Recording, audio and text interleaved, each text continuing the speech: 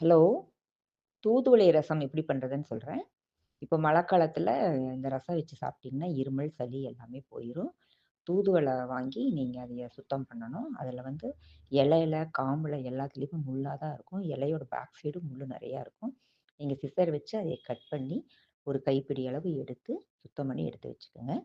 ஒரு 5 சின்ன வெங்காயம், 1 ஸ்பூன் கொத்தமல்லி, 1/2 ஸ்பூன் சீரகம், ஒரு 15 மிளகு, ஆ 6 பல் பூண்டு, கருவேப்பிலை, ஒரு வரமிளகா. கொஞ்சம் எண்ணெய் ஊத்தி, இத சுத்தம் நல்லா வதக்கிக்கங்க.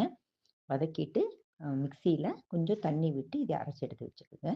தூதுவளைய அதே வாணலியில 1/2 ஸ்பூன் எண்ணெய் விட்டு நல்லா வதக்கணும். நல்லா வதக்கி, இதையும் அதோட சேர்த்து அரைச்சுருங்க. புளி கரைச்சு வச்சுக்கோங்க. ஒரு கோழி குண்டு அளவு புளி போதும். புளி ரொம்ப ஊத்த வேண்டாம். 3யும் நல்லா மிக்ஸ் பண்ணி உப்பு போட்டுட்டு, நீங்க வாணலியில